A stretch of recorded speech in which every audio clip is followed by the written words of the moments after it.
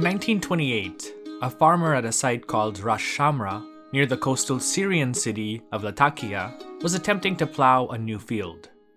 By chance, he stumbled upon a slab of stone that ended up being part of a fairly large tomb. After a brief survey was done by French archaeologists, it was determined that the tomb was just the beginning. Unbeknownst to him, this farmer had stumbled upon the ruins of a relatively large urban complex.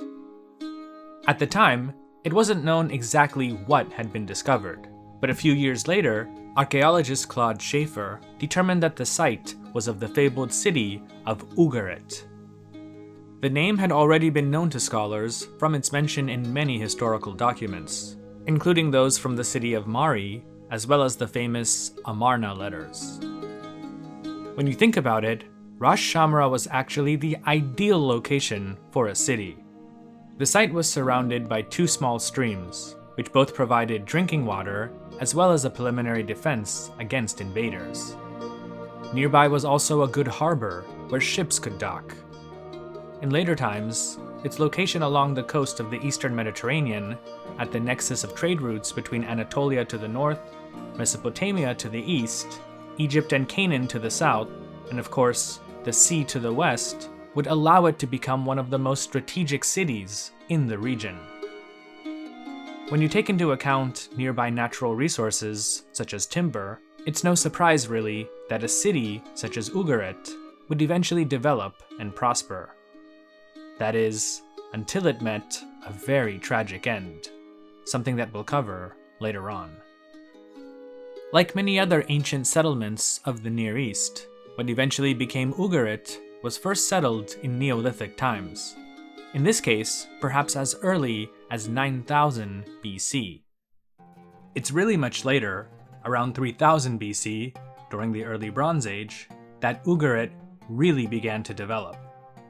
We can see this not only in the sophisticated metalwork and pottery of the time, but also through evidence indicating trade contacts with people of the Uruk culture of Mesopotamia. However, and for reasons unknown, this early settlement was abandoned by 2200 BC. It's possible that this may have had to do with new peoples migrating into the region. By 2000 BC, some of them had settled down and established their own settlement on the site that would one day become Ugarit. These people are believed to have been tribes of Amorites, who along with spanning across the Levant, were also making their way eastward into Mesopotamia. By the Middle Bronze Age, though, they seem to have given up their nomadic ways, as archaeologists have determined that the settlement of Ugarit greatly expanded during this time.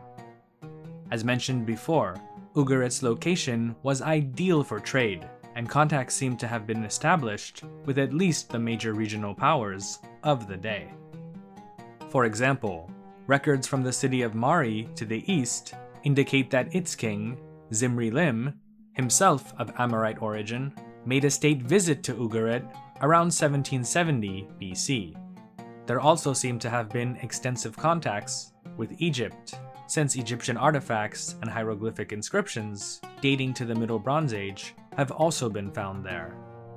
Eventually, Ugarit would fall within the Egyptian sphere of influence until about 1330 BC, when it became a Hittite protectorate.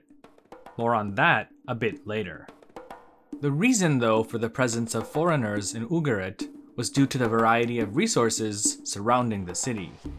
Much of Ugarit's wealth came from nearby forests that provided cedar trees, which were prized by the peoples of Egypt, as well as those in faraway Mesopotamia. The surrounding fields could also be used to cultivate grain and grapes for producing wine. Ugarit's bronze and goldsmiths produced intricately designed metalwork that was in high demand all over the Near East. In addition, the city had a thriving textile and linen industry, much of which was exported across the Mediterranean world from one of its many seaports that stretched across the territory of Ugarit's 50-kilometer coastline. According to palace archives, the city was supported by at least 150 nearby villages that altogether made up the kingdom of Ugarit. According to Mario Liverani, the great scholar of Near Eastern history, each house in Ugarit, of which several hundred have been uncovered, probably contained 6 to 8 people, while each village may have been home to 150.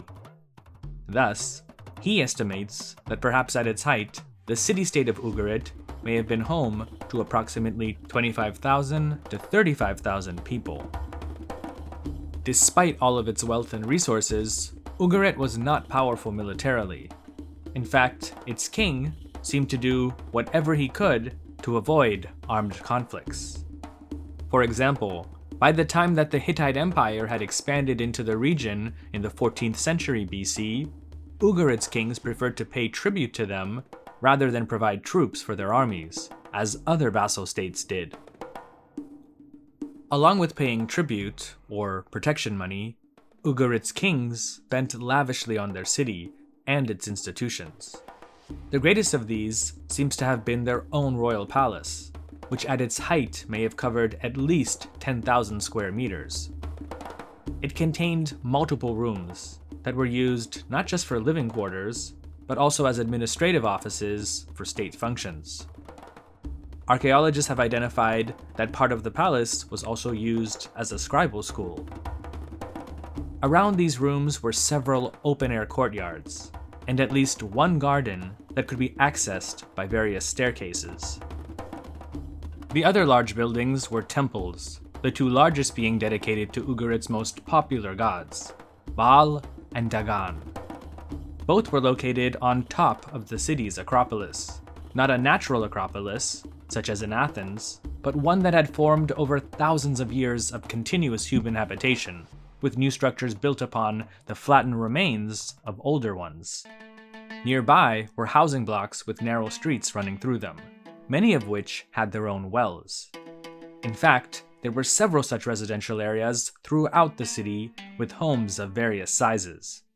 Many of them, not just the larger ones, contained jewelry, objects made of gold, weapons, and vases.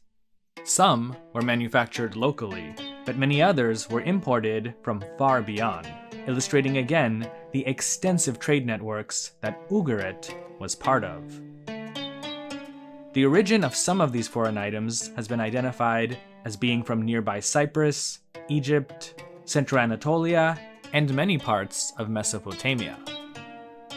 Most of the trade and many administrative documents uncovered from Ugarit are written in Akkadian, which was the international language of commerce and diplomacy throughout much of early antiquity. Other Akkadian documents from Ugarit have been found in Egypt, especially in the Amarna archive. Other languages are also represented, including several texts in the Hittite language. These and other documents indicate the presence of many different groups of people living within the city, including those whose mother tongue was Hurrian, Luvian, and various Canaanite languages. Though it was similar to, and from the same Semitic language family as Akkadian, the natives of Ugarit spoke their own dialect of the Amorite language, which was also written down in a modified version of the cuneiform script that had been developed several centuries earlier in Mesopotamia. A key difference, though, was that the Ugaritic script was alphabetic and contained 30 different characters that represented consonants. This made it much easier and more versatile than the typical Akkadian written language that had over 500 characters and needed years of study for scribes to master. In contrast, the Ugaritic script was relatively easy to use. Thousands of cuneiform documents have been uncovered from the city. Most are from the 6 known palace archives, but a large number also come from private houses and temples. They include everything from letters to foreign rulers, legal documents, contracts, account ledgers, census results, medical, literary, and ritual texts, just to name a few. Basically, nearly every part of Ugaritic life, both public and private, is represented somewhere in the vast treasure trove of documents that have been uncovered in and around the ancient city's limits. For example, here's a simple text describing the state of part of the palaces chariot inventory. 8 chariots, which entered the royal palace with their wheels, their axles, their bearings. But 2 chariots have no quiver, and of the 3 2-horse carriages, the wheels are in the hands of the chief smith, who took them out for repair. Other texts were less mundane and used more poetic and intense language, such as the following text, which was recited to ward off the evil spells of sorcerers. May Baal's hand cast you out.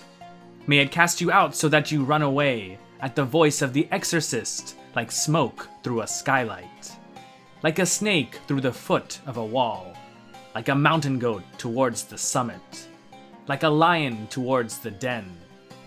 The rod has he prepared.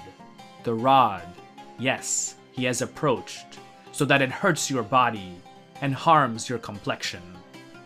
You shall eat bread of fasting, drink from squeezing blended beer of dried out draught, in heights, in swamps, in places of darkness, in places of taboo. Then also the other foul-mouthed sorcerers may Haranu cast out, the conjurers, the expert lads. As for you, with severity may you be cast down, that your tongue may stammer, that it seriously may go astray. Other documents illustrate Ugarit's ties to other kingdoms and states. From these, it seems that the city's leadership generally had good relations with most of its neighbors, especially the coastal Canaanite cities to its south. Though they were commercial rivals, they seem to have cooperated with and even assisted each other in times of need. For example, in one letter, the king of Tyre informs the king of Ugarit about his now shipwrecked fleet, but also tells him not to worry, as he's taken care of the situation. This fleet of yours, which you sent to Egypt, was shipwrecked at Tyre. It was hit by a heavy storm, and the master of shipwrecks took all the cargo from their holds. However, I in turn took all their cargo, all the livestock for their provision from the hand of the master of shipwrecks, and returned it to them. And your second fleet is in for repair at Acre, but my brother should not worry about anything. The fact that the king of Tyre uses the word brother is significant, for it shows that he considered his counterpart in Ugarit to have been his equal. Due to such letters, we know the names of the kings of Ugarit from at least the 14th century to the 12th century BC.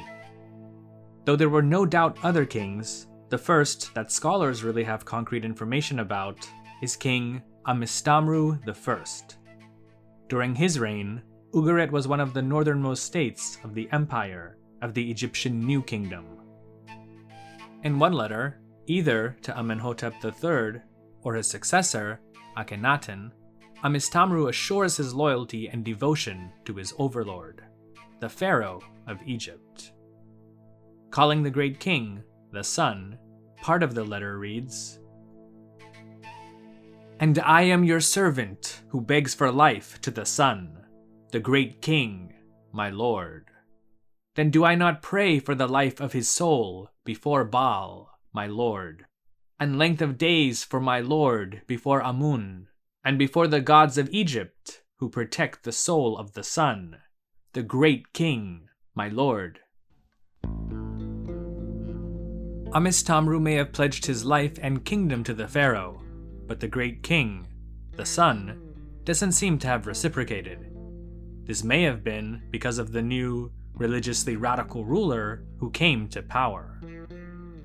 His original throne name was Amenhotep IV, but sometime during the 5th year of his reign, he became known as Akhenaten. His full story is for another time and program, but for our purposes here, he essentially stopped worshipping the many deities of Egypt's vast pantheon and instead promoted the sole worship of the god Aten, who was associated with the sun. Many scholars believe that Akhenaten's focus on his new religion caused him to become less interested in Egypt's vast empire, especially areas on its periphery, such as Ugarit. This allowed ambitious rulers, such as Shipilluliuma I, to convince, or perhaps coerce, Amistamru's son and successor, Nikmadu II, to abandon Egypt, and instead pledge his loyalty and services to the newly resuscitated Hittite Empire. Shupilluliuma had just defeated the other great superpower of the region, the Kingdom of the Mitanni, whose territories not too far from Ugarit had just been recently annexed into the growing number of kingdoms now controlled by the Hittite king. With Egyptian power weakening and Ugarit without anything but a token military force, it wouldn't have been wise to have opposed Shupilluliuma. Nikmadu, though, was faced with a dilemma, because there was also pressure on him from the neighboring kingdoms of Nuhashi and Mukish to join their anti-Hittite alliance. In the end, Nikmadu may have been convinced to ally with the Hittites due to a letter from Shupilluliuma. In it, he promised to protect Ugarit in the event of an attack. Although the land of Nuhashi and the land of Mukish are my enemies, you, Nikmadu, do not fear them. Have confidence in yourself. Just as formerly your ancestors were friends and not enemies of the land of Hatti, now you, Nikmadu, be the enemy of my enemy and the friend of my friend. Be faithful, Nikmadu, to the alliance of friendship with the land of Hatti, and you will see then how the great king deals with the kings of Nuhashi and the king of Mukish, who abandoned the alliance of friendship with the land of Hatti and became the enemies of the great king, their master. If then all these kings launch an attack on your country, do not be afraid, Nikmadu, but immediately send one of your messengers to me. It's always good to have the king of the Hittites as an ally. Unfortunately, that doesn't always mean he or his forces will arrive when you need them. Nikmadu's decision to ally himself with Shupilluliuma met with swift reprisals from the great king's enemies, specifically the kings of Nuhashi and Mukish. Ugarit, at least part of it, was invaded and plundered by the enemy.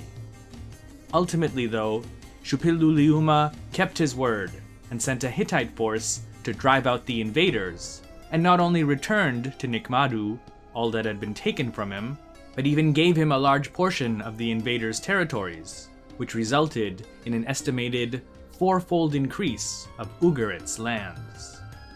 The only stipulation was a fixed annual tribute that the king of Ugarit was required to pay to the Hittite crown.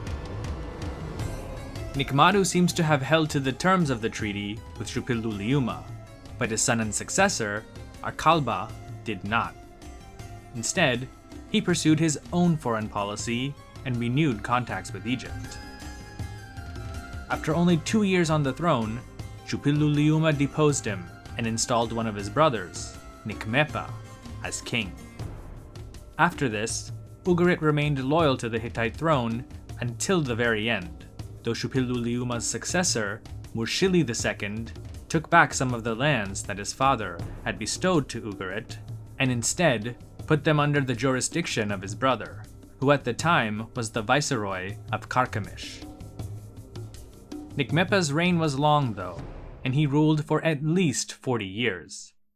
He was succeeded by his son, Amishtamru II. Like that of his father, Amishtamru II's kingdom seems to have enjoyed a long period of peace and prosperity under the protection of the Hittite state. He's best remembered, though, for a sort of telenovela incident, which, like many other colorful events, have been recorded in letters that were preserved in Ugarit's extensive palace archives.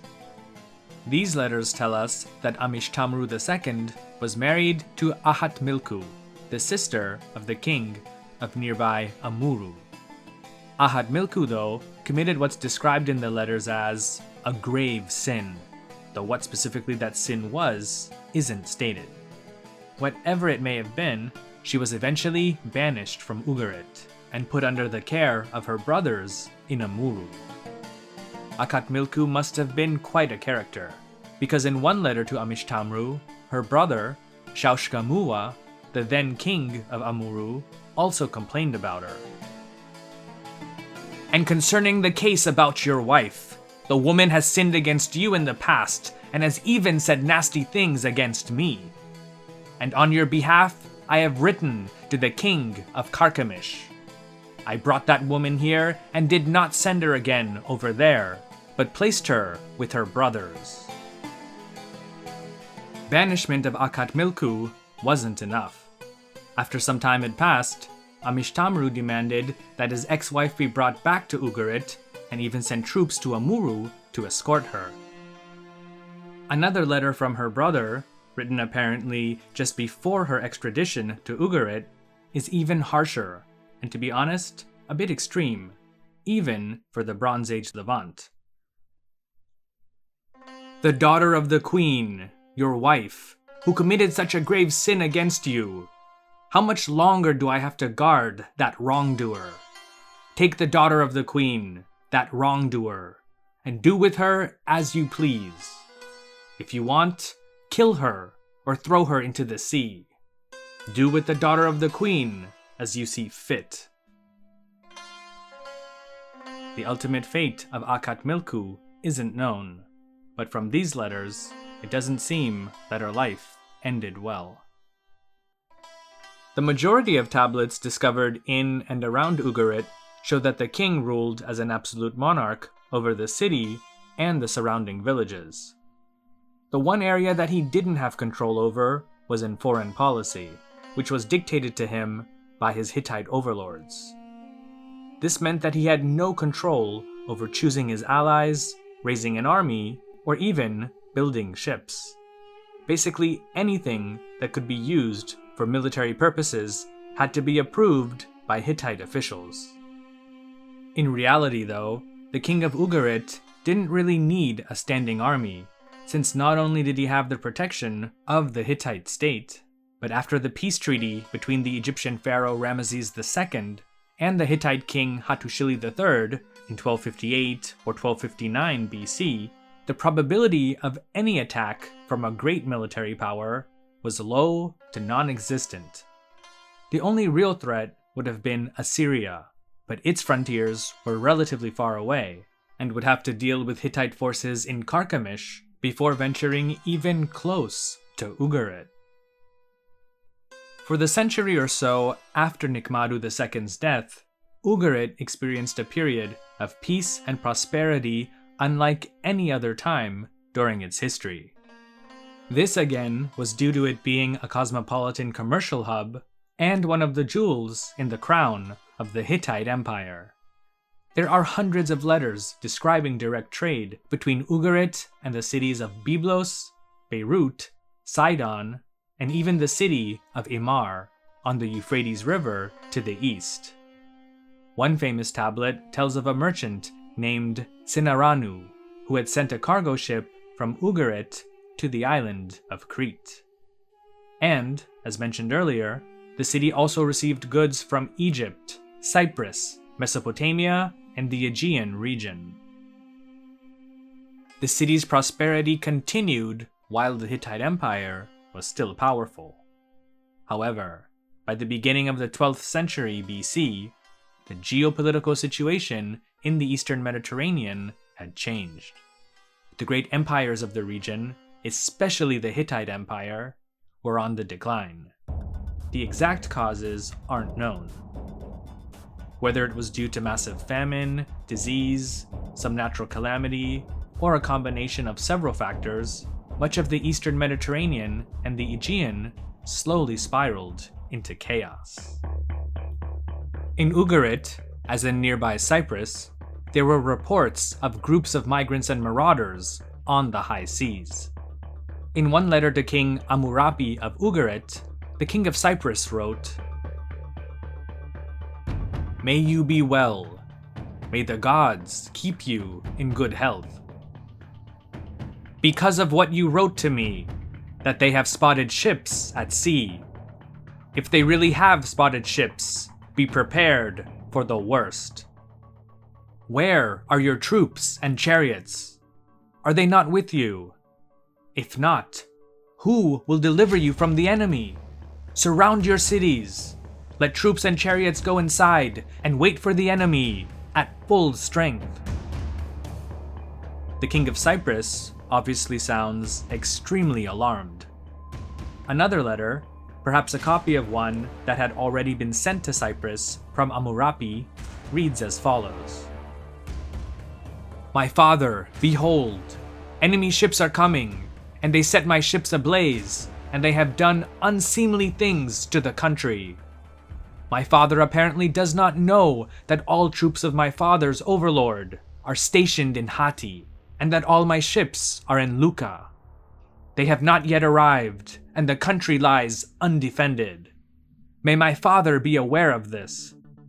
Now 7 ships have landed, and they have done disgraceful things to us. If there are any other enemy ships, send me word. I want to be kept informed. It's not known if this second letter ever got to its intended recipient. Both of these texts were found in the home of a royal official named Rapanu. We also don't know if Amurapi's fleet ever returned to one of Ugarit's many ports. If it did, then the fleet arrived either too late or proved to ultimately be ineffective at protecting the city, because soon after these letters were written, the great city of Ugarit was completely destroyed. Archaeologists excavating the site found traces of fire and ash, countless arrowheads, hastily buried objects, and an overall layer of utter destruction dating to around the year 1185 BC. Clearly, the once glorious city of Ugarit had met a very violent end. Later kings, especially in Egypt, had their chroniclers put blame on numerous bands of people who supposedly came from various islands of the Mediterranean Sea for the destruction, not just of Ugarit, but of cities all over the Eastern Mediterranean world. Many scholars and historians up until our own day have also pretty much done the same.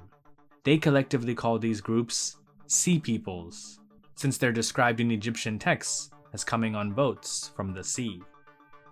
In reality, the arrival of the sea peoples on the shores of the Eastern Mediterranean and Anatolia may have been more in effect than the actual cause of the series of events that we today call the Late Bronze Age collapse. But could Ugarit's fate have been prevented? This is a question that I sometimes ask myself. After all, many of the coastal cities of Canaan to the south, for example, Byblos, Tyre, and Sidon, not only survived the Late Bronze Age collapse, but thrived in the centuries afterward. Many believe that they simply paid off the sea peoples to leave them alone. Though for over a century, Hittite protection may have brought the city and surrounding areas a great degree of stability and prosperity, Ugarit's almost total dependence on the Hittite state for its defense may have prevented it from being able to have acted decisively and deal with their attackers on their own. But what do you think? Let me know in the comments section. As always, thanks so much for stopping by, and I hope you learned something. I'd also really like to thank the channel's patrons because they actually chose this topic, and honestly, it was a lot of fun for me to research and put this program together.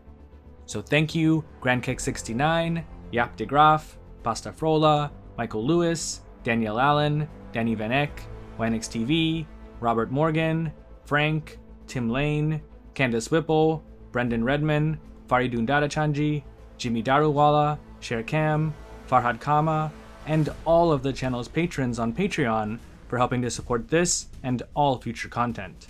Check out the benefits to being a Patreon member, such as voting for future episodes, and if you'd like to join, feel free to click the link in the program description. You can also follow History with Sai on Facebook, Instagram, and Twitter, as well as listen to special audio programs on the History with Sai podcast. Thanks again, and stay safe.